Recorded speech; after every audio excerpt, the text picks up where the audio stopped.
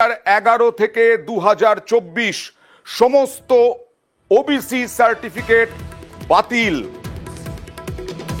2010-এর আগের নথিভুক্ত ওবিসি সংরক্ষণ তালিকা বহাল। 2010 পরবর্তী সমস্ত ওবিসি সংরক্ষণ তালিকা বাতিল। কথা বলবো প্রতিনিধি অর্ণবের সঙ্গে। অর্ণব, বিষয়টা একটু পরিষ্কার করে জানতে চাইবো। বন্ধুরা, এই মুহূর্তে সব থেকে বড় খবর, তোমরা হয়তো বিভিন্ন জায়গা থেকে খবর পেয়ে গিয়েছো। 2011 সাল থেকে 2024 সাল পর্যন্ত সমস্ত ওবিসি সার্টিফিকেট বাতিল করলো কলকাতা হাইকোর্ট। সেটা ওবিসি এ হোক না কেন বা ওবিসি বি হোক না কেন। 2021 থেকে যখন থেকে টিএমসি সরকার এসেছে এবং 2021 সাল থেকে 2024 সাল পর্যন্ত যত ওবিসি এ এবং ওবিসি বি সার্টিফিকেট বানানো হয়েছে সমস্ত সার্টিফিকেট কিন্তু বাতিল করে দিয়েছে কলকাতা হাইকোর্ট। আজকের এই মুহূর্তে সব থেকে বড় খবর। কিছু কিছু জায়গা থেকে আপডেট পাচ্ছি 5 লক্ষ সার্টিফিকেট বাতিল করা হয়েছে। কিছু কিছু জায়গা থেকে খবর পাচ্ছি সমস্ত সার্টিফিকেট বাতিল করা হয়েছে। কিন্তু বন্ধুরা, সমস্ত সার্টিফিকেট বাতিল করা হয়নি। আমি তোমাদেরকে ক্লিয়ার করে দিচ্ছি কাদের কাদের সার্টিফিকেট বাতিল করা হয়েছে। ওকে, তো প্রথমত আমি দেখো নিউজটা তোমাদেরকে দেখাচ্ছি। এখানে তোমরা দেখতে পাচ্ছ আজকেই তোমাদের এই নিউজ আর্টিকেলটি উঠে এসেছে, কিছুক্ষণ আগের নিউজ। তো এখানে তোমরা দেখতে পাচ্ছ ওবিসি সার্টিফিকেট বাতিল, কেন এই সিদ্ধান্ত।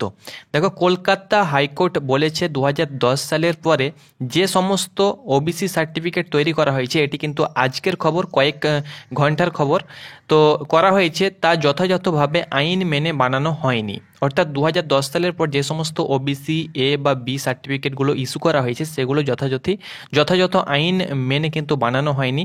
তাই এই শংসাপত্র বাতিল করতে হবে। তবে একই সঙ্গে হাইকোর্ট জানিয়েছে যারা এই সার্টিফিকেট ব্যবহার করে ইতিমধ্যেই চাকরি পেয়ে গিয়েছে, তোমরা জানো যে এর আগে যেসব ভ্যাকেন্সিগুলো বার হয়েছিল 2010 থেকে 24-এর মধ্যে, সেটা প্রাইমারি থেকে শুরু করে পুলিশ ডিপার্টমেন্ট থেকে শুরু করে সেন্ট্রাল ফোর্স থেকে শুরু করে যে সমস্ত যারা চাকরি পেয়ে গিয়েছে তাদের কোনো প্রবলেম হবে না।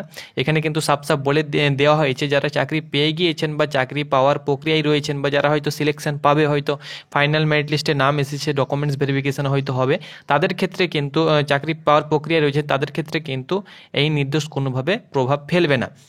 বাকিরা যারা রয়েছে, যারা এখনো চাকরি পায়নি, যারা প্রিপারেশন নিচ্ছে বা চাকরি পাওয়া প্রক্রিয়ার এই শংসাপত্র ব্যবহার করতে পারবে না। অর্থাৎ যারা নতুন ফ্রেশ প্রার্থী বা যাদের কাছে সার্টিফিকেট রয়েছে তারা কিন্তু সেই সার্টিফিকেট কোনো প্রকার কোনো কাজে লাগাতে পারবে না। তো বন্ধুরা, এই রায়টা কলকাতা হাইকোর্টের তরফ থেকে কেন দেওয়া হলো? দেখো, 2011 থেকে 2024 সাল পর্যন্ত যদি আমরা হিসাব করি প্রায় কয়েক লক্ষ সার্টিফিকেট কিন্তু তৈরি হয়েছে, ইস্যু হয়েছে।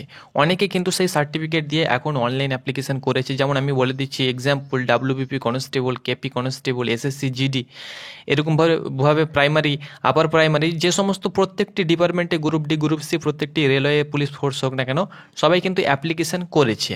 ওকে, তো যদি সার্টিফিকেট বাতিল হয়ে যায় তাহলে তারা এখন কি করবে? ওকে, তো কলকাতা হাইকোর্ট এই নির্দেশ হঠাৎ দিয়ে দিল কেন? দেখো, 2010-এর আগে যখন ওবিসি সার্টিফিকেট ইস্যু করা হয় তখন কিন্তু 37টি কাস্ট এবং কমিউনিটি ছিল 2010-এর আগে। ওকে, 37টি কাস্ট কমিউনিটি ছিল, সেখানে ওবিসি সার্টিফিকেট একদম কম সংখ্যক প্রার্থী কিন্তু পেত।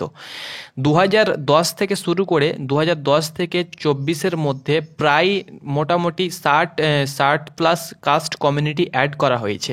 ওকে, ওবিসি এ এবং ওবিসি বি। তোমাদেরকে বলে দিচ্ছি, ওবিসি এ সার্টিফিকেট যেটা 14 সাল, তোমাদের 11 সাল থেকে তৈরি, 10 সালের পর থেকে কিন্তু তৈরি করা হয়েছে।